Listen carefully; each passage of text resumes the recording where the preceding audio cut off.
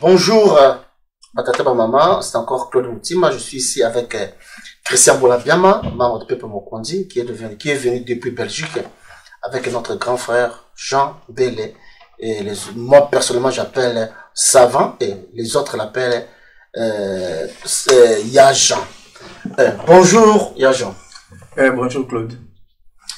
Nous sommes ici avec Christian Bolabiama et Jean Bélé. On a peut-être 2 ou 3 questions avec Christian Bolabiama. Je ne sais pas si Christian Bolabiama peut dire quelque chose par rapport avant qu'on commence avec des questions-réponses. Oui, d'abord, je vous remercie de m'avoir amené jusqu'ici dans la résidence du professeur Bélé. C'est quelque chose de bien. Et puis, professeur Bélé, moi, je l'ai vu de loin. Maintenant, donc, je le salue. Pour que les gens voient que donc, on est ensemble, je suis chez lui à Boston. Donc, je voudrais poser une question, puisqu'on en a parlé, mais ça a pris une forme extraordinaire, puisqu'il y a des ramifications par-ci par-là, il y a des trucs connexes. Professeur Jabélé ou Yabélé, je voudrais savoir où en sommes-nous avec le dossier d'administrateur. Puisque Niki Alé vient de démissionner, est-ce que ça va toucher un peu, ça va impacter sur vos démarches par exemple? Donc, on a posé au professeur les questions. Aïb Sabiso ou Pitozali, na dossier ya administrateur, puisqu'il y a un batté. Léon a eu chance, il y a posé des questions, ceux qui ont expliqué ce qu'on a. Oui, merci beaucoup Christian, merci aussi Claude. Pour ma compétence question administrateur, n'engue Christian Lobi, n'engue aussi Kolobate parce que Kolobaloba est à la mon côté. Il faut action et salement. Nassi Naloba qui peut déjà, ce qu'on est toujours travailler pendant action. Toujours travailler pendant action sur le terrain. Tant tout ça qui vote administrateur, ils allaient local à l'élection présidentielle. L'élection présidentielle, ils allaient poser candidature naïe. Tant que élire yé moko.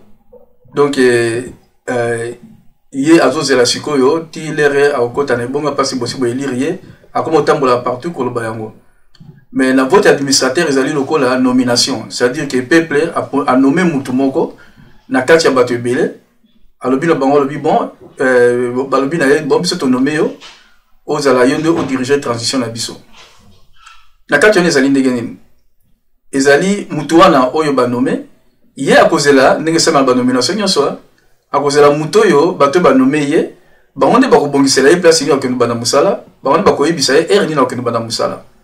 Il y a un moment administrateur moyen baloba ba réclamer au ba poste na bango ezalité et seulement ndenge on a télé tu veux mutu ba nommer yo enseignant siko yo komi ko ba batunyo sonné nga na ko bana poste na enseignant l'école wana mukolo boye alors que école PCO mukolo ngoto ke no banda ou bien ba nommer infirmière na kati ya hôpital moko alors yo komi ko belela partout ngai lelo nazali infirmière et nini il faut na bana musala na alors que hôpital ebiso mukolo nyo bana musala infirmière te et infirmière te.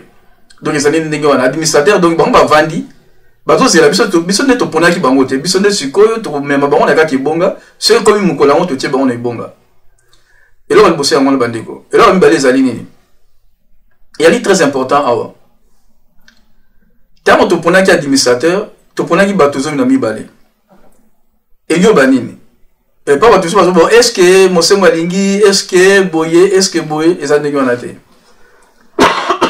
yé azali toponiye mukolo ekozala biso ne musala chez pas la biso mukolo ekozala pona ibango administrateur kota ne bonga il faut biso to benga na kabila d'abord il faut to benga na kabila liboso biso benga na kabila ndé administrateur kota ne bonga et ozana mukolo wana ke o ya kota ne bonga a ko bate ngana lingiso kota ne bonga te benga kota ne bonga so bien lingiso kota ne bonga te wana ne sikoyo muto ya landi yo azali administrateur adjoint automatiquement remplacé. Mais si tu peux spéculer parce que à administrateur à lobby, ngana l'administrateur au salani, et c'est le mot. Donc bisone musala bisonde to kotisa bango na ibonga to longola d'abord bato bazali wana musa to sala seconde yango wana moto zo besoute pour la nini focus na biso ezali pour la kubengana muto yo azana pouvoir sikoyo et puis tozo travailler na ndenge mo malamu ndene fseki bino so na bino ke eza kala mingi te bolo ya oloba yango déjà boto va na calme comme ça bino mo na wana miso ndene ngo ba yango na ndeko Christian. Merci toujours c'est vidéo qui est live toujours les live na balianga ndo bokozwa et puis il faut s'abonner na site balianga ndo émission à kafu ezali na Jambele donc merci à trop na Catherine émission ezali de live na kati ya émission balianga ndo bokozwa émission balianga ndo s'abonner l'émission balianga ndo live et sur kaka wana donc tokutana na site ya balianga ndo ya Jambele ko bakango ebele oyo akofungola biso merci vraiment merci na live bokata déjà live to continuer pour na mamo ko tokata live merci ya Jambele merci vraiment na éclaircissement na makambo administratif d'ailleurs question na biso mais Christian Bolabiama na tatanga na mutu na biso mais ya Jambele balianga ndo to na système na biso to banda kaka avant to banda to mo pesa biso on peut cette situation politique ya mboka na mikola ndo parce que to tu comme on connaît nanga au kombina na politicien to mo pesa point de vue na yo par rapport aux hommes na katambo. Oui, oye Salemaki tant Corneille Nanga a benga des politiciens et là que Salemaki ezali kolakshani ezo laksake ye ayebi ki ata ceux qui élection Salemi ba gagner te oyebi soki mutu oyebi ki mutu ala ozala président un jour oyebi ba candidat bazali on à peu près 21 na kati wana moko la bango ozala président sur élection Salemi na ndenge ya bien mais soki mutu oyebi ki parmi bato wana moko ozala président okyo sala ngote mais ye ayebi ki moko la bango ozala président ayebi ndenge nini parce que soit ba ko tricher soit élection ozala te ndelo ba yebi ya mono moni amoni bango neti batu pamba abengani bango abila bango se bolikite bo bima bokenda nde eloko yo ya na question tuninga yango wana pana ye bazali na venir politique était étant que président de yango mona sele lo kandenge wana. Merci à Jambele tout ça question mingi vraiment mais ya Jambele situation ya mboka tomoni docteur Mukenge a commis nommé Azalaki élu administrateur d'abord et puis a eu prix Nobel de la paix et a Jambele tout va se payer comme on doit se payer sauf Bazara Sima Kabila ils a comme il a ya docteur Mukenge et même plus parce que Azaka administrateur na biso adjoint pour voter qui et même plus ou bien et même moins ils ont maintenant expliqué biso plus na ndenge nini moins na ndenge nini zo matin parce que administration na biso ba azali prix Nobel de la paix. Oui, merci beaucoup pour motuna wana oyebi docteur Mukwege ba pesi prix Nobel de la paix pour la musala asali pour la kozongisa paix na mitema ya bato oyo bazali traumatisé et notamment bakoko na biso ya basi ba mama na biso ba tata mwasi ba mama leki na ba basi na biso na ba leki na biso oyo bazali violé tous les jours jusqu'à aujourd'hui à chaque minute mwasi et congolais bazali violé alors tant mwasi na bazali violé tant tozo ba viol de Claude ezali eloko moko ya pasi pour na mwasi et viol ezo salema na bato oyo bazali muto yebi ete muto azali salité et puis mutu azosala ngo pona ko humilier yo obi viol ezali neti arme psychologique pona ko détruire bato donc balingi ko détruire psychologie ya basi wana alors bato bazo comprendre na ba milieu na bango ba musu bazo rejeter bango ba musu libale kufi donc ba problème au moins moi va violer à vivre nango vie na mobimba mais musa docteur Mukwege yali nini et yali les a soigné ba mama wana tant azo soigner bango azo pesa bango pe lisusu obi docteur Mukwege ali pe mutu ya losambo ali pasteur omoni azali kaka nini docteur René to yebeli azali pe pasteur azali motei ya le banjambe tant azo soigner bango na ndenge ya kimonganga azali pe ko soigner bango na ndenge ya molimo c'est-à-dire que ko zongisa paix na kata mitema na bango ça va pesi prix Nobel ali te point na bandi ko soigner kaka basi non et ali pas na paix o azongisa na kata mitema na bango de la jolie prix Nobel yangwana et la mitema ba congolais nyoso na mitema congolais nyoso et parce que bato na je na lobi ça ba maman na biso ba koko na biso basi na biso au moins ça mutazongi si pe na kati ya mutema na yo azongi si pe na kati ya famille mobimba omoni bon bato mingi wana ba mama mingi wana bana basi surtout beaucoup ils se sont retrouvés que ils ont recommencé leur vie comme par le passé ba so ba bali lisusu omoni alors que bakasi ke vina bango suki ndenge eloko ne ko ya bango ba nini ba ndoto wana ya mabe elongwe pona ye nde omoni bato ba analyser yango babité to pesa ka prix Nobel on mona zo ki yango bon pour la biso ezali nini pour la biso ezali très important son ezali nini et ali mais prix Nobel azui et outi na mabe nini mabe basi wana ba nini ekwela ki bango e outi wapi o mabe basi wana ekweli bango et outi na régime otozana na Congo mabe wana e outi na bato bazali ko soutenir régime wana otozana na Congo o bato bazali ba boka o zinga comme le Rwanda et l'Ouganda et le Burundi. Omoni ba on est pas responsable de mabe wana omoni tango ya zui prix Nobel donc ils ont l'accepté il y a parce que prix Nobel ba so pas battre prix Nobel appelle ce muto zui yango c'est que il y a un oppresseur derrière ça donc il biso oppresseur na biso siko les alliés mokili mo ba identifier l'oppresseur babi il y a un oppresseur il y a l'oppresseur c'est le gouvernement congolais l'oppresseur ce sont les pays voisins ba identifier ce comme oppresseur donc il y a moins un prix Nobel de la paix en Ghana et il est différent na prix Nobel ya physique wala yali musala mutasali na mayele na yo ba pesa prix Nobel mais o ya paix ezali mutasali musala ya paix mais musala e bandi na recherche te e bandi de ba violer ba droit ya mutu nde yango le prix Nobel mon exemple munene ezali esalami na Afrique du Sud apartheid de Selemaki tant apartheid de Zalaki kuna Desum Tutu azui prix Nobel de la paix tant azui yango et fungoli bato mayele ya makambo itali apartheid bato yoso mokili mabakum kolobango mbala moko apartheid ekoi bato bazalaki na pouvoir l'Afrique du Sud les Rwanda ils avaient condamné le prix Nobel de Desum Tutu ils avaient condamné ça bato te bapesi po na nini po bayebaki kokoya na bango yango wana o docteur Mukwege azui bato bayali sima ya ba crime wana siko crime wana ekomi reconnu. Elle est reconnue maintenant mondialement, internationalement, elle est reconnue. Si on est bazoloba, si on a pouvoir bazoloba parce que bazali ba accusé. Au moment où ni prix on est pesami, on va comme na ba ya ba accusé. C'est pourquoi bazol se défendre. On se défendre pas battre, son kika kauzali accusé.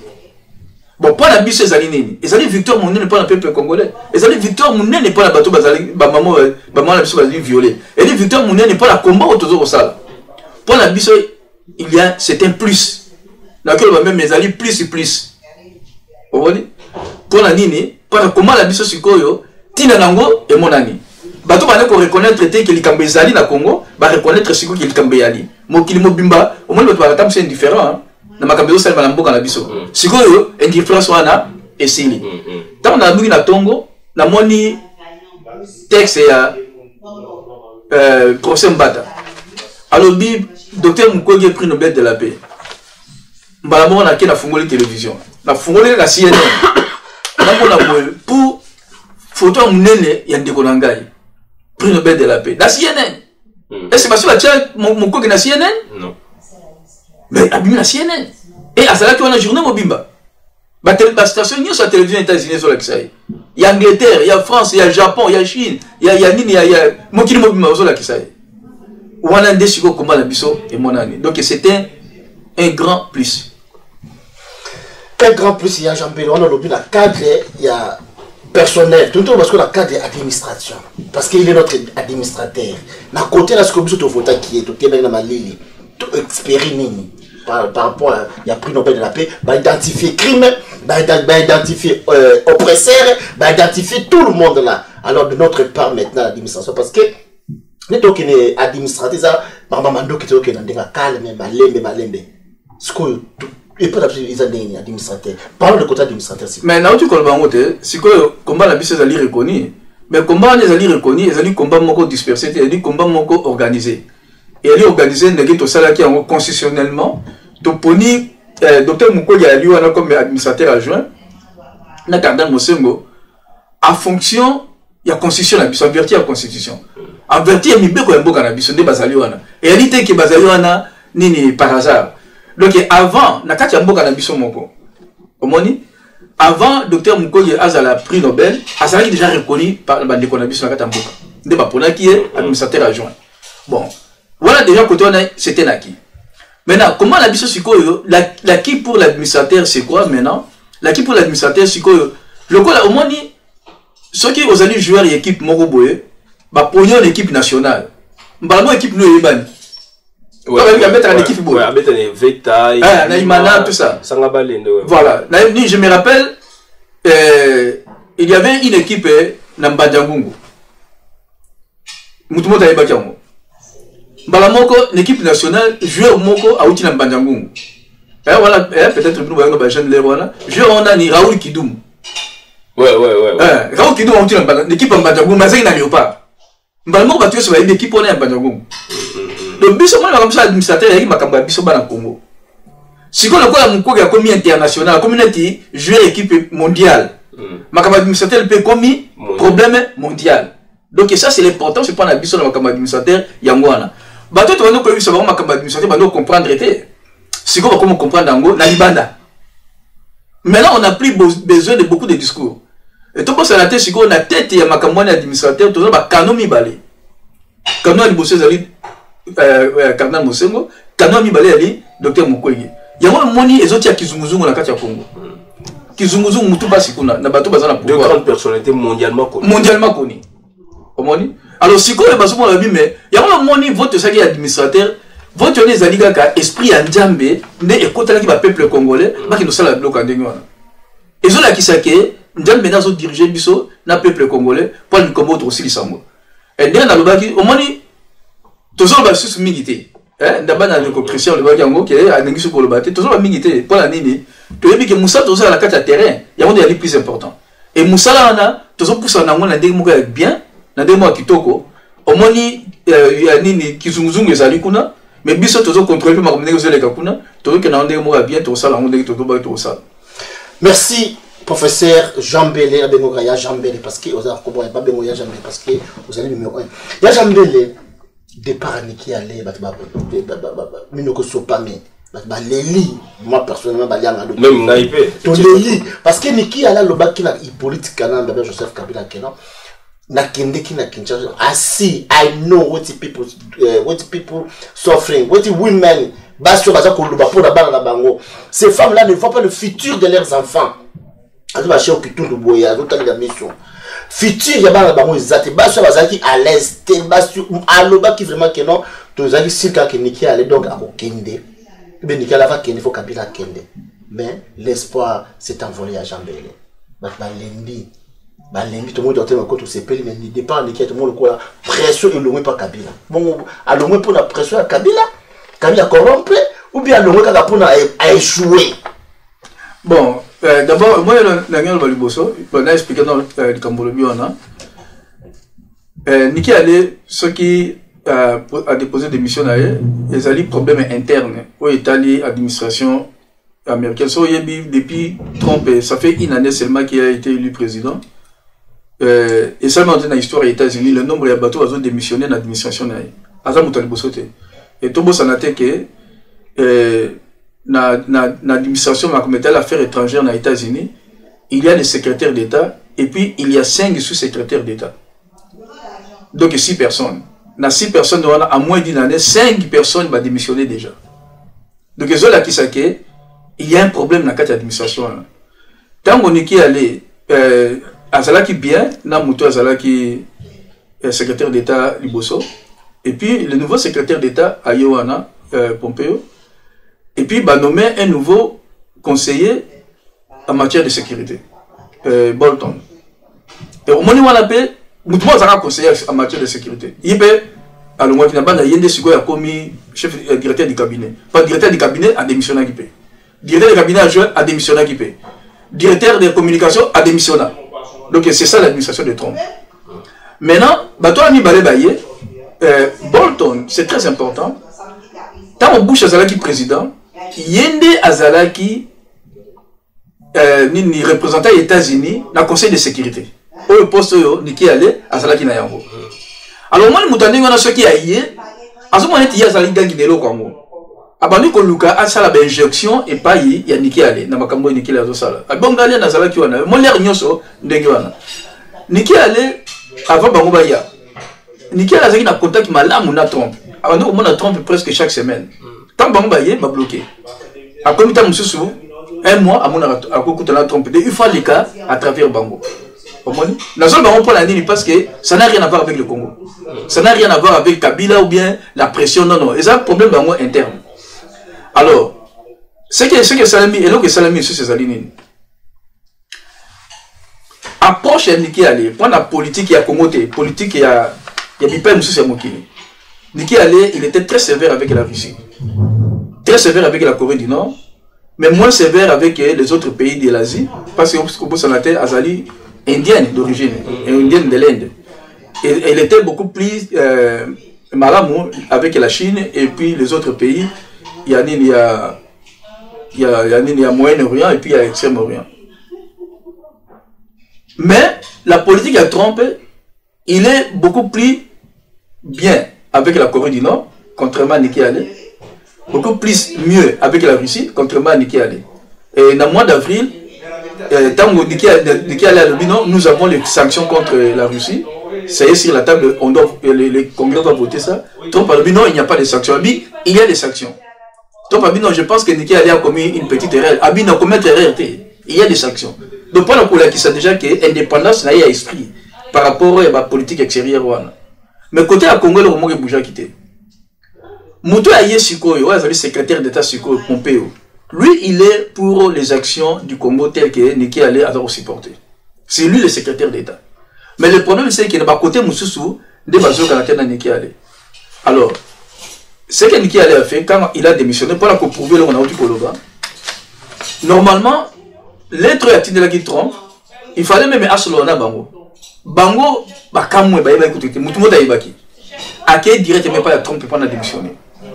Sans qu'il aille son secrétaire d'État, qui est son chef direct, sans qu'il aille le conseil chargé de matière de sécurité, aille si Bangote. Parce qu'il y a un Kanda na Bango. Alors, il y a une autre chose. Au bateau, la veille de sa démission, il y a un groupe de gens, on appelle ça des organisations watchdog. Donc, Bango Batal Nini, Batal Makambo Italie, éthique, dans les États-Unis. Ils ont fait une demande à l'inspecteur général des affaires étrangères pour ouvrir une enquête sur Niki Ale. Parce qu'il avait utilisé l'avion d'un ami. Bon, donc il y a au moins un dingue. Alors, elle a interprété ça, donc, et là, le bateau, on a combattre, il a côté à cesser. Il y a un moment, a préféré Naïgaka à démissionner. Donc, ça n'a rien à voir avec le Congo. Maintenant, comme il a démissionné, elle a démissionné plus tôt, Azali, on a toujours jusqu'au mois de décembre. Donc, elle ne part pas maintenant. Donc, il est là tout le mois d'octobre, tout le mois de novembre, tout le mois de décembre. C'est au mois de janvier qu'elle va laisser son poste. Donc, juste. Voilà, ils ont fait ça du espoir. Bon, c'est qu'on a une comme on a point, voilà, c'est voilà, on a expliqué dans son contexte. Donc, pour expliquer que le contexte de sa démission, ça n'a rien à voir avec le Congo. Et donc, Ami Balé, j'ai toujours dit ça.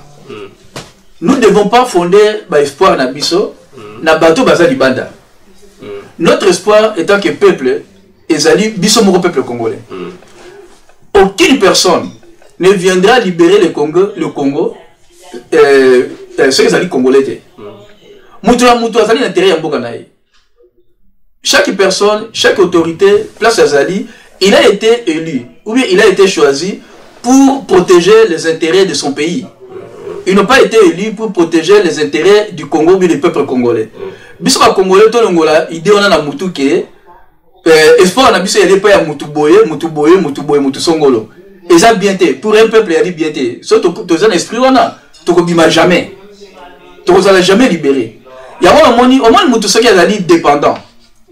À côté de la société, la capacité des alignés. On a dit que, à ceux qui n'ont zangi, on ne pas à Moutou Songolo pour aider. Alors qu'il y a une capacité. On a dit à développer le niveau qu'on a eu. Nous avons les capacités, Bandi Konabiso. Au moins, Babylon a Libanda, et elle dit, ceux qui viennent au moins en français, aide-toi, le ciel t'aidera. Tout ça, la Makambo Biso Moko, comme ça, les autres personnes viendront nous aider. Mais si tu le dis que bon, si tu vends ton zingi maboko, toi, c'est la rabat Moussousou. baya baya idée biso to ça toujours dessus dans ma kabeleki sur la francophonie avec l'élection de la ministre rwandaise des Affaires étrangères et ça reflète parce que sur le talibien le Canada a voté pour elle contre son propre citoyen, la France a voté pour elle, la Suisse a voté pour elle, la Belgique a voté pour elle, même le Congo, notre pays, a voté pour elle. Pour la Nini, parce que ma pression, c'est les maquis. Tu vois? Et selon les intérêts, parce que le Congo a voté pour elle, pourquoi? Parce que c'est l'intérêt des Kagame qui est derrière Kabila. Tu vois? Donc, Bisso, ma Congolais, total la seconde, nous pouvons libérer le Congo. Au lieu total la Nini, Batumsi va libérer Bisso. N'a pas de la moi, c'est comme si tu as compris. Les corbeaux et les renards et les laboureurs et ses enfants. Bota la barricade de Baléwana. Bisso va Congolais topona les corbeaux et les renards. Moussa se flatté alors que dans cette zone à bureau qu'on peut mettre Bisso, tout qui utiliser la capacité de la Bisso. Au lieu d'utiliser les laboureurs et ses enfants. Travailler, prenez de la peine, c'est le fond qui manque le moins. Donc c'est ça. Donc Bisso tout le monde va idée. Merci à Jean-Bert comment que la souka vraiment commence à aussi Jean-Bert question la souka. Le but de compter la batouana tête, de compter la Bisso au peuple congolais, tout ça va effort afin que tu cultiver mais tout ça qu'on a nous balai diplomatique, ma politicien na Bisso d'autant comme Félix Sekeli, aza ko tambola azana Museveni, azana Museveni na Uganda, bazaki na Belgique paraîtrait que dialogue moko boza ko préparer mais sur la belle leader index sur la belle belge dialogue nous se préparer mais avant ba élection parce que le fait que ça la tête il y a bien option sur pour yango mais bon qu'il y a dialogue moko boye soit disant la tout il y a ba rumeur dans la preuve étrangère mais par rapport au lobby tout à la Bisso moko na ne ba to ba na Félix tout ce genre là notamment na Belgique ko ta Jean-Pierre Matou au et puis à Jean Belé banda ba bisa ki dauphin on ba ke na le côté bon requête c'est composé à requête par rapport na bana mboka par rapport ya politique kanambe mudenga Joseph Kabila on ne pas comme ça pour tirer mission avec ça bon ni makamba dauphin na loba yango tam c'est sur Holanda ito bi bosani wa des agles dit ba pona ki Chadari d'ailleurs tam na loba yango j'avais commis une erreur pour prononcer son nom j'avais appelé Kadari. Et puis, Batoumi, c'est Kinga donne dans le baran. Alors, parce que Naïba qui était là, et j'ai un ami qui s'appelle Kadari, donc il a confondé. Il a confondé avec les Rwanda. Et par la bande, Bandeko, au Tikolbana, Bazo Salaba, Bazo voyager. Bon, il m'a dit que le bango, il a barimé. Bon, gars, la commentaire, mais il m'a barimé, la commentaire, ce qu'il a vraiment trouvé, n'est ce qu'on a commenté. Mais le coup, le biais a rimé. Qui ont commenté rumeur mais là on a dit azana Museveni on les a sur rumeur azana Uganda bon na habité ce qui bon ça ça du coup na habité ponia kena yukuna voilà na habité au moni tam so moto ça là avec un avion azoya na Congo avion saliscal kula non photo et puis à ça il fait déclaration déclaration na ko so bien que donc a yebisi Museveni que instabilité dans la zone, insécurité, etc.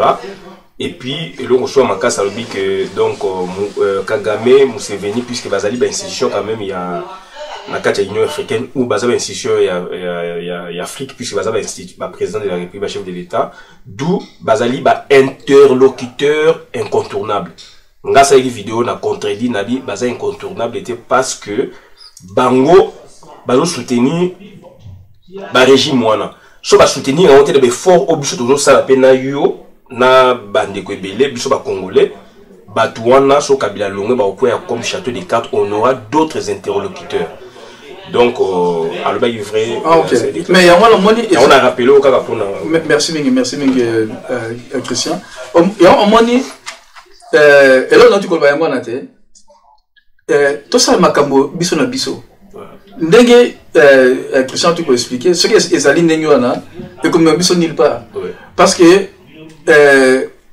mutuyo ça zota la intérêt na to ko reprocher ba tout la intérêt na bango moko on peut pas les reprocher ça mais biso to ba ko se protéger la seule façon de se protéger c'est biso mo total quels sont nos intérêts et puis to protéger yango au moni bon le lo yo intérêt na biso to protéger on a nini na likambo moko comme le vote de ça qui est administrateur. C'est ça nos intérêts. Parce que c'est le peuple congolais qui a voté.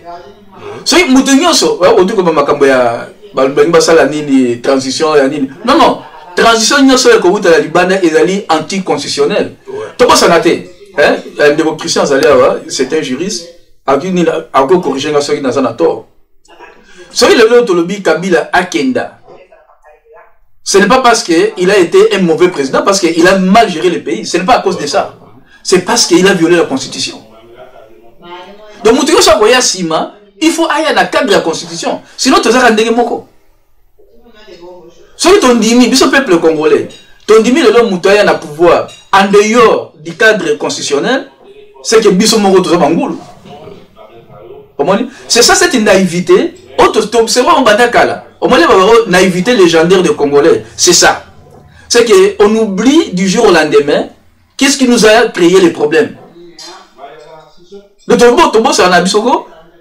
Tombo, c'est un nique. Mangwa na yembango. Ba passion to zali kozwa. Ezali mabeto sala kala to yeba lisute. Biso ba Congolais, mabeto sala kala yadi ni. Tozo respecter ba texte. Mais ceux tozo respecter ba texte, tozo soutenir muto yazo violer ba texte. Une fois que je suis commis, texte sur la valeur, parce que moi je suis là déjà. Donc, biso il y a un moni total qui constitutionne la biso. Total article 71 de la Constitution, dans les cas de la vacance du pouvoir. Total article 5 qui permet au peuple de se manifester pour prendre les décisions sur leur avenir.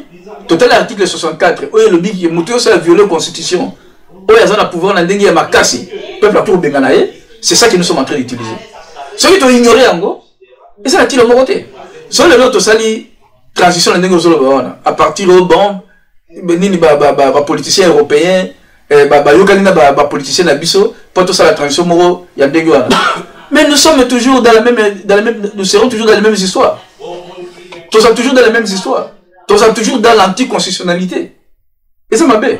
Christian, on a lu ma belle. Non, on l'a bien, mais on a complété le mot, on a évité ce qui est la même point de vue.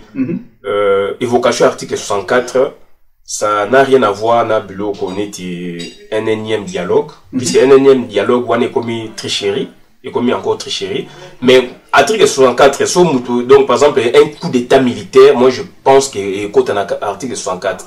Sur la mode soulèvement populaire et au côté de l'article 64. Donc, voilà, bloc administratif par soulèvement populaire aussi, ils allaient article 64. Mais dialogue au bord de la ligne basse, on est comme tricherie pour la donc bandormi bisoko. Oui, voilà, on rejoindre les on est dans Zoloba. Donc là, on est sur le Salema, la cadre net, il y a n'importe quel dialogue. Ils allaient anticonstitutionnel. Donc il faut tout l'anda, n'ayez pas texte, parce que Moutinho Somani, Barbara français, qui commence dans les mal, s'affermit dans les mal. Ceux qui ont un pouvoir d'une manière illégale, anticonstitutionnelle, tu vas t'affermir dans l'illégalité. Il y a un moment Kabila Zali à moi, parce qu'il y a un dégât à côté là qui illégalement. Donc il y a un tonton de ce bloc à bon, position alors aujourd'hui d'ailleurs sur répondre pour la chandar mais petit sur comme ça on va beaucoup va tout clôturer monsieur la biso. Bon, pour la chandar na loi on va libérer hein. Na loi yango ezali j'ai à Kabila bi que Chandari azali un membre de la famille Kabila. Bah il y a tout tien. Ce qui élection Salemi. Bon, c'était membre de sa famille. Ce qui élection Salemi. Ce qui élection Salemi. Nandenge bazolinga Salema, nandenge Munyato. Nandenge n'expliqua qu'il y a bandeli que nanga abengani bato nyoso parce que aibi ki ba osala jamais ba président donc Chandari wana yende osala président ce qui tondimi makam élection ce qui se peuple comme tondimi amu yenda osala président et osala ndenge nini ce qui a comme président wana yali ba scénario on a dans mutu pour moi na katia bomoi c'est pourquoi na mboka on a besoin des politicologues ça c'est le travail des politicologues c'est-à-dire le travail politicologue est aligné. Autalissima a étudié d'abord la sociologie de la chose, l'anthropologie de la chose, l'histoire de la chose, la philosophie de la chose, et aussi la linguistique de la chose. Donc il y a des paramètres et sciences politiques. Ce qui est au bilo konyo soana, autalika ozonga na histoire moi muke, au monde que bateau basala nyoso pour la batika na pouvoir. Ils ont utilisé toutes sortes de moyens. Ils ont été capables de tuer les gens pour rester au pouvoir. Sotali wana omoni ezali histoire de la chose. L'anthropologie de la chose, c'est les méthodes qu'ils ont utilisées. Au moins, les approches qu'ils ont utilisées. Les combinaisons qu'ils ont utilisées. Et ça reflète leur philosophie. C'est leur philosophie de rester au pouvoir. Si on a un politicologue, on a la projection dans l'avenir. On dit que ça les mal lobby, c'est comme ça que tu arrives à une conclusion. Mais aux Amakassi, un physicien à côté du domaine juridique, politique, donc aux a calé par. Non, mais toujours au moins, si vous allez le dos contre le mur, oh, on sauve qui paye. Aux autres solution au bima, donc ma mécanicien ouais. Donc moi ma mécanicien là, parce que tu as musique, tout le monde est oh Kabila Sali, on a Chadari. Ce n'est pas pour rien. Il est allé choisir Chadari. C'est ce membre de la parenté. C'est quoi? J'ai parlé de l'aspect sociologique. Oui. Donc, il est allé choisir quelqu'un qui est de sa famille, quelqu'un qui ne pourra jamais les trahir. Voilà. Mais tu n'es pas quitté, hein? Comment dit? Mon côté n'a pas calculé le bateau. Mon côté. Et il avait pensé qu'il allait choisir Chadari. Les gens parlaient de Matata. Oui. D'autres parlaient de Minaku. De Minaku. Donc, de Bemba, de Mova, de tout ça. Tu vois? Le mouvement a canalisé Chadari. Et puis, à Sali Amondegeni, contrairement à Eli Kambokolo qui disait que non, chaque composant est FCC, Misaki 4 personnes. Non. Et ça, ils ont un congrès, il y a FCC, il fallait Salema. Kabila a dit que c'est que le congrès, Chadari a oublié. Oh, mais maintenant, tu as auto-déclaré, qui va imposer, Chadari. Oui, c'est que le congrès, Chadari a oublié. Kabila a zélé jusqu'à le dernier jour de Aponi Chadari. Pour la contestation, ils ont été. Pas bon qu'il ne se soit plus sûr. Et le dernier jour, dernier RP, dans Aponi Chadari, il est aligné. Nanga Azosa la Sikoy. Chadari Abimi président. Il y a qui est Aponi Chadari. Chadari a sali tour à Congo, on a un bon l'État. Après, on coûte à la chef coutumier, Tina Équateur, na Kassai, partout. À dans le chef coutumier. Au Bénin Congo, le chef coutumier, il est très important. Parce que ceux qui ont le Bénin bateau, dans le monde où ils dirigé, ils ont voté pour Moutouboye, ils ont voté pour Moutouane. Et bien, ça va sac à l'eau chaud, minda. C'est ça qui va se passer. Donc, il n'y a aucun candidat de l'opposition, à la chance, à Mouké, et à gagner l'élection. À mon côté. Bon, Chadari a gagné l'élection. Kabila a commis sénateur à vie. Parce que tant qu'Adara a gagné l'élection, et ça dit c'est mon point à Kabila parce que leur monté est quoi là. Parce que c'est l'administration qui est là. Bâtonné bah il y a un moment minant dans le basiko alors il faut tout gagner. Donc ils allaient bâtonner deux bango. Ce Chadari a gagné. Néa Bachari on a quatre la constitution. Kabila a commis sénateur à vie. À vie. Tant a commis sénateur à vie. A commis sénateur. Chadari président. Ken Gwadon doit être président du Sénat. Vous comprenez alors, non, il est président du Sénat, à Rosalie se passe qu'il y a une élection dans le Sénat. Azasu se président du Sénat, voilà, Sénat est Sika. Alors, ça, la Siko, élection, la carte du Sénat, non, Rosalie président du Sénat. Kabila a mis président du Sénat. Parce que Kabila ne sera pas un sénateur comme tous les autres sénateurs avant d'abord. Donc, il y a face à la Libosokuna. Dans un moment, qui est histoire, Jeannette Kabila,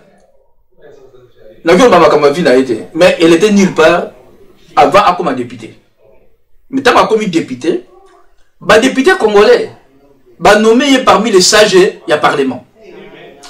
Pour la Nini, parce que c'était la sœur de Kabila. Ce sont les mêmes personnes, les mêmes politiciens congolais, abrutis, corrompus, ils ne pensent qu'à eux-mêmes. Ils vont nommer Kabila président du Sénat. Tant Kabila comme président du Sénat,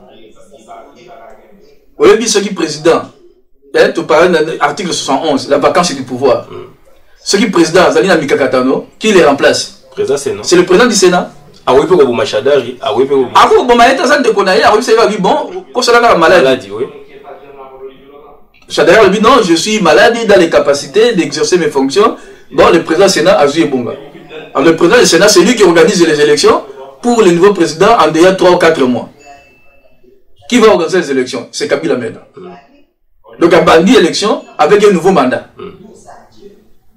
Et pour a besoin un deuxième mandat. Et dans l'entretemps, il peut toujours changer la constitution, qu'il n'y a plus de limitation des mandats. Kabila Leloyo, au pouvoir au Congo, il a fait déjà 18 ans. 17 ans, c'est quoi? 18 ans, maintenant, ceux qui en ont. Et vous méritez, hein? Kalaté a comme appelé à 32 ans. C'est au Kébité. Donc, au moins, il y a un problème à Chadari dans le Bandé, Yangoana. Donc, Chadari, c'est un risque grave. Bon, on a parlé de ça aussi avec quelqu'un. Tu vois, dans un pays, notre système, d'abord, le système électoral au Congo, c'est un système injuste, discriminatoire. J'ai parlé de ça avec le docteur Mukwege aussi. C'est lui qui a soulevé cette idée. Comment, dans un pays où l'enseignant gagne $40 par mois, $80, où la plupart des professeurs d'université ne gagnent pas suffisamment bien leur vie. Bon, l'élection à député, il faut monter à $1,000. Nous avons risqué à $1,000 dans le Congo, les loyaux. Sorti à Yibaki Mongo à l'état. S'il n'est pas pistonné. Alors, quand vous mettez les élections présidentielles à $100,000, mais c'est le seul pays au monde où tout le monde a bloqué. Et c'est le pays le plus pauvre de la planète, où la population est la plus pauvre de la planète. Il y a un moment où il va bloquer l'élection. D'abord, il y a eu une injustice dans la loi électorale. La loi électorale est injuste. Deuxièmement, le processus électoral est injuste. Et sur le tali, nord où il est. Dans le nord où il est, c'est ni à lobby, il va tester la publication des listes. Quand on va publier ma liste, il y a bateau. Des électeurs. Oh, mais l'électeur est belé, comme il la liste, c'était là, comme il à 60 km de là où ils habitent. On est là, tout le monde est psy. Ouais, natina qui a rappelé la nil va ouais, natina qui a rappelé. Bon, t'as rappelé, bon, la dame la vidéo en déroule la vidéo. Et quand vous avez la émission la vidéo, votre gars, l'autre émission la vidéo la raté. Natia on a vidéo. Natia on a vidéo.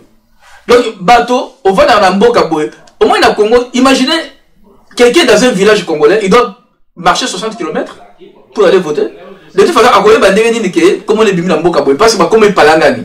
On a raison, c'est ni à Pessi. Non, la machine a voté et la machine a enregistré, les ordinateurs qui ont enregistré.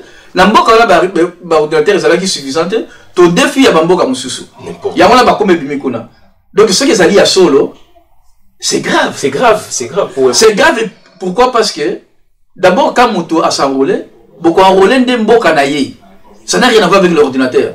Ceux qui vont le dire, ceux qui sont à solo, c'est que tout est comme l'élection, tout le monde soutient. Parce que, dans le Congo, on bimba maintenant. Parce que les mêmes ordinateurs qui ont circulé dans tout le Congo, c'est que Potopoto et Koti, Batou Bazali da Kisanga, comme on a eu Bumbashi. Batou Bazali Banda, comme on a eu Mana, Bukavu. Déjà, on parlait aspect à tout qui est Salami, on expliquait très bien la banalité pour nous avoir à Chadari. Mais parlons maintenant au cas où il n'y aura pas d'élections. Que va devenir Chadari? Il sera quoi alors? Parce que la zone est impossible, on va vous là et la bloc autour. Surtout ce qu'on sait ce qu'il est plus athée. Il sera humilié ou bien. Comment est indicateur, Claude, Olibisanga, de Konanga? La vie de Chadari, n'a pas tout qui peut vivre avant. N'est pas tout le monde, Kabila, Nini, à Longwe, à Okenda, c'est pas mon problème. Ça, c'est pas mon problème. Tu vois, notre travail n'est pas de leur trouver un travail, mais de leur trouver un endroit pour aller. Tu vois, on est allé bisoter. On est allé bango. Au moins, c'est ça qui est important pour nous. Oui. Ok, merci à Jean Bélé, merci vraiment pour cette petite interview. Je sais qu'il y aura des temps où on aura le temps de faire beaucoup d'interviews. Alors, Christian Boulabiama, tu es Toronto, tu es Canada, Banini Puna, n'a habité sur un temps pour répondre à Bissot Tori Puna. Il paraîtrait que la musique a fallu à Bétité, la musique il fallait à Bétité. Il est capable de prendre le coup sur Bakolanda. Oui, donc on a joué appel il y a Fourmi Rouge, donc à Epsipso qui est conseil Bétité. Il est allé en Saganate, Basale Moussala, la CC, Baboyaki, Basa, la publicité, tout, il a fallu. Ils ont topé Sabango, gloire mourir inutile. Donc, ban découvrement, il y a Canada dans l'ensemble, et puis particulièrement, il y a Ottawa. Bah, travailler massivement, bah, prouver que Congolais a moutamayele et Fali na producteur donc, bah, Lili na Mnokambuka. Donc en tout cas Fourmi Rouge bravo na Moussa Bossali en douce et vraiment bofouli musicien on a été. Mais est-ce que un peu conseil à Jean-Bélé pour le jeune, nos jeunes Congolais, parce qu'il y a Jean-Bélé, on voit partout, on passe, beaucoup de jeunes Congolais, jeunes de là où j'habite, Népalais, cadres, avocats, médecins, donc à l'université, moi je suis infirmier, il y a des médecins Népalais, mais pourquoi pas dans ces milieux-là? Nos jeunes déjà. Qu'est-ce qu'on doit faire pour la population, nos jeunes les enfants qui ont grandi ici, qui sont nés ici à l'Occident? Un mot à Jean-Bélé. Non. Pour les Chinois, on complète pour les Chinois, les Coréens, encadrer jeunesse na bango et le basali retour na mboka na bango des grands ingénieurs, des médecins, des grands professeurs, rehausser aussi niveau ya mboka na bango. Donc ça a la même idée on a pour la jeunesse. Et Papa Mbele aux alliés pour la Kissi en États-Unis donc dans mon question non mais c'est la jeunesse dans l'université notamment ça moi jeunesse comment ça peut évoluer bien qu'est-ce qu'il faut faire pour nos jeunes enfants ou bien que le concours déambler derrière les musiciens. Non les problèmes c'est les problèmes les hommes jeunes les problèmes les hommes beauty au moins les problèmes les hommes beauty problème les hommes jeunes éducation beaucoup plus ça n'a pas bino Yaoundé et au moins on dit en français on reconnaît l'arbre par ses fruits ou bien c'est reconnaît les fruits par son arbre. Non, je sais pas. Ah ok voilà je pensais que c'était l'inverse. Donc éducation beaucoup plus ça Yaoundé et qu'on refléter après et elle était que bon tout ça n'a pas jeune. Qu'est-ce que nous allons faire avec les parents congolais? Qu'est-ce que nous allons Tolobani n'a pas parents congolais. Les parents congolais, basala nini pour la kuboko là-bas le malam. Parce que quelque chose qui arrivait chez nous les Congolais, c'est les matuvi. Mutunyoso les parents congolais, aliba mona ya la tibien, aliba mona ye azakitoko, aliba mona za la voiture à kitoko, azoli apé bien, et ils négligent l'éducation des enfants. Et donc à munene tozana wa yangwana. Les parents congolais boni s'occupent de devoir na bana on ndako. Bon na zoki classe zo occupé devoir na ye, azo sala devoir yo zali zinga wana. Combien? Obi moi na zoki na classe à côté na ba difficulté. Hein? Bazo pesa maté azo comprendre été. Mais à moi baninga na ye bazo comprendre. Il y a zo comprendre été. Et ça matata point na ye. Baninga bazo comprendre point parce que leurs parents ont investi sur leurs enfants. Mais biso Congolais, combien de parents investissent sur leurs enfants? Donc il y a des exceptions, il y a des exceptions, il y a des parents qui se sont donnés pour leurs enfants. Ces enfants-là ont réussi. Il y a des Congolais ici aussi, beaucoup de Congolais, beaucoup d'enfants congolais qui travaillent comme des professionnels. Ici aux États-Unis, on a des enfants congolais qui sont des médecins. On a des enfants congolais qui sont des ingénieurs. On a des enfants congolais qui sont des juristes. Mais le problème c'est que Baza Mouké, par rapport à la masse. Au moins, il y a une communauté, il y a des pauvres, parce qu'il y a beaucoup de pauvres, même ici aux États-Unis, même en Europe.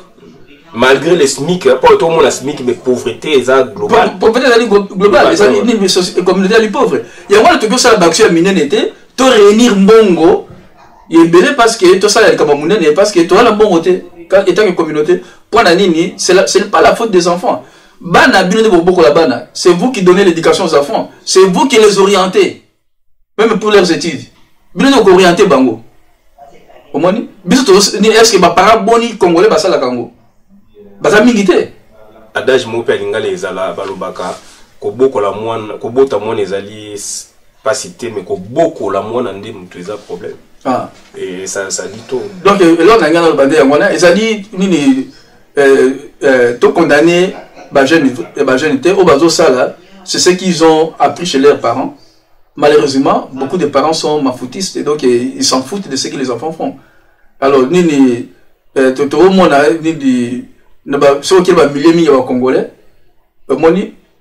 parents eux-mêmes quand ils sont venus ici, ils sont bandoulistes. Alors, dans le bana, ils sont bandoulistes. La musique pèse à ma bête. Du moins. Mais il faut que la musique, tant que les parents sont là, mon cher, donc na faza qui paye na rate bar wana ko donc na meli na rate tongo na zo na parler moi na zo yoka c'est pas zo qui peut le devoir à moi na té Pour moi, bon, au moins, je dirais yango et c'est modé yango. Et sur la bien complété, prof B, les sont assis ici. Et surtout, dans le système Europe, Canada, États-Unis, mais quand ça la même la communication nos parents et pas la chose dans cahier de communication ils allaient ce que tout l'anda on a Kinshasa mais ah ouais ils allaient encore trop sérieux téléphone ba obenga parents moi na akimi moi na ina 10h courenge ba dans l'aime sous la 10h soit été ba obenga ba parents ba rotina message puis il y a un lien est-ce que ba parents na communauté d'habitude la diaspora net obimi libana ba pays industrialisé to landa ka biloko wana ba parents mingi so obenga même na téléphone na dokima il y a des alertes et puis la bulletin. Puisque moi, on a ici dans France, dans Paris, à ce qu'on a études supérieures, bah, dans le bulletin, bah, alerte, donc, bah, dans le bulletin, bah, remarque, observation, dans chaque groupe, dans chaque matière, prof, boisa, pour apprécier, n'est-ce moi, on a travaillé qui, dans premier trimestre, et, soit qu'on travaille bien, bah, comment, soit qu'on travaille qui n'a c'est, bah, qu'on sait, à rehausser, etc., etc. Dans le bulletin, on a bloqué les alliés. Donc tout part de là aussi n'est prof Azoloba tout part bloc tu les as combiné azali ba erreur na biso les erreurs pas parents et l'autre conseil te donne ça na boîte ya libo bon on a ko surveiller beti d'abord na bino bon on a surveiller ba fréquentation ba na bino bon on a ko surveiller orientation scolaire ya ba na bino et là on y bazo ça et puis et là il y a nini ya mona les alliés wana bota la évolution scolaire son mon azali très faible ben avant de commencer ça autour du bango le bien déco et ça c'est moi na cours à français na cours à mathématiques na cours à histoire na cours à sciences au ça ça été au moins ndenge to ça ça ndenge wana ya ngone ko matsaba na biso mais ce qui to lobi to vandika na ndenge wana to lika communauté ya nini ndenge ya bilo mususu donc to espérer on est récolte ce qu'on a semé hein. Okay. Merci tout le monde, merci vraiment Maman Kondi, merci à tout le monde. Non, allez comment sur la Ghana si ça pour lui ça rendre Claude. Non, c'est pas congolais au moni tout le monde qui massacre seulement qui na Beni to leli nango ba to bazoti ba image na ba réseaux sociaux et là pesinga mawa ezali évidemment tant de ba image ezali bien pendant pour les saquer et là que salema qui ben tout ça la paix tam sur na ba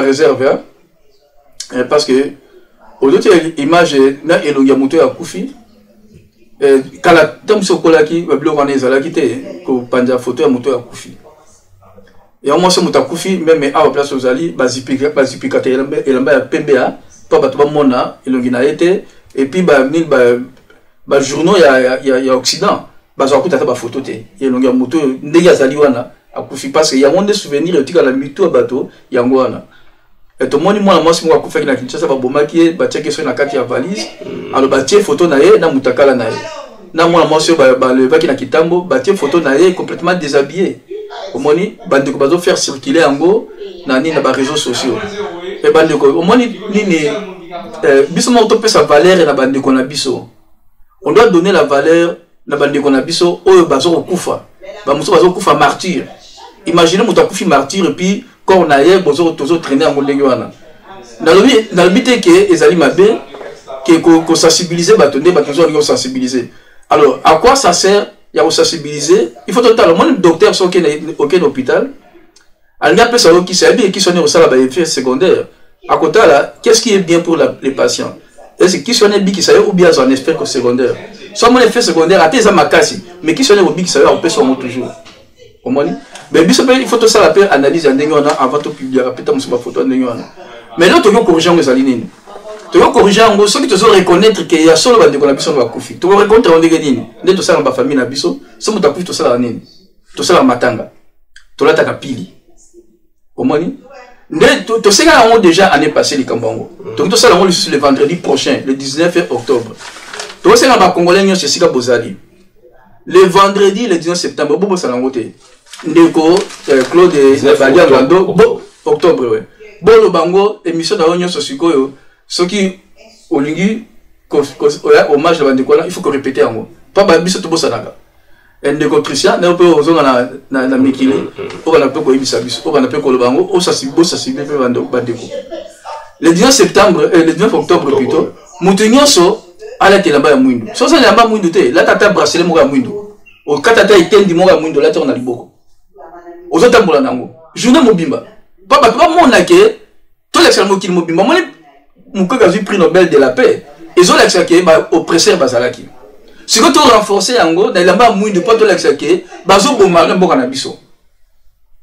Na midi, mutunyo sa sala, une minute de silence c'est ce que vous allez. Na Bruxelles, ezali midi, batunyo se passe na Bruxelles, basali une minute de silence. Ba congolais nyoso. Boke ça peut beaucoup tani belé place boko, bo sali une minute de silence c'est comme bato bazo ba oh, likamoni nango, bo expliquer comment c'est cool. Que il y a 10 millions de personnes. Tout ça tu remets nango journée de deuil. Il y a génocide du Congo. Parce que génocide du Congo, nous devons commencer par le dire nous-mêmes. Journal de l'île, les 10 millions de Congolais qui sont morts, ils ont été massacrés. Et ça dit génocide. Ils sont Congolais pour prononcer. Merci, merci à Jean Bélé, merci Mme Mokondi, merci à tout le monde, Christian Bolabon de la fête au clôturer, M. Nabiso, pour que j'en rapporte des paroles. Donc, tout le bignon, on a ces pays d'Indenge, au Memina et tout le professeur Bélé, pour Asalipe Moussala, contribution Makas pour la Congo, Asalipe pour continuer, et puis, tous allez pour encourager l'administrateur, Cardinal Mosengo, Docteur Mukwege le a commis donc au prix Nobel de la paix. Dans le procès de la lobby, donc il va reconnaître l'atrocité, la violence structurée au Samina Congo. Donc, victime Bazali, Naba, donc coupable. Yangwana, Naza et le Kolobaté, et le Kolo, tous les Sengaka, tous à la unis, tous à la vraiment unis, tous qui vers le but. Makamaniki Alei, ils allaient affecter en rien la situation au Congo, puisque les États-Unis ont toujours continuité de l'État, et que l'État est là, et Moutou a boyi, il peut va continuer. C'est Donald Trump. Et nous avons la confiance à président Wana, donc, la salle vidéo, tant que la primaire réseau Sama les États-Unis, nous avons à Paris, na Talika Kaboye, la primaire, nous avons Moutou à dégager, Hillary Clinton, vidéo ezali.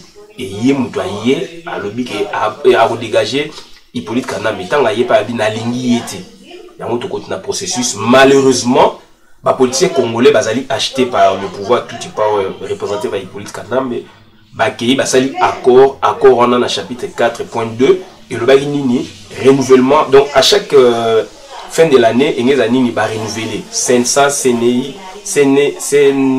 Sensa pour la CNI par rapport aux Kala, CNI Sensa gouvernement va constater que sali élection va renouveler chaque année et Hippolyte Kana Mazana Mandoki à Rubumabuso Mobutu avait fait 7 ans comme ça, donc il n'y a pas de ça autant d'années comme ça. Transiché ça à 16 ans, donc malheureusement par côté Nabango, heureusement Donald Trump a yé, puisque Mikana est contre la chancellerie. Tant que étudiant, non, il y a une bêtise. Nickel et Ayaki, donc toujours Kende. Na départ, politique Kanambe en douceur et Nickel et Azaluana démissionner à la effective que na fin décembre. Merci tout le monde de vous avoir tout partagé, M. Valère. Merci.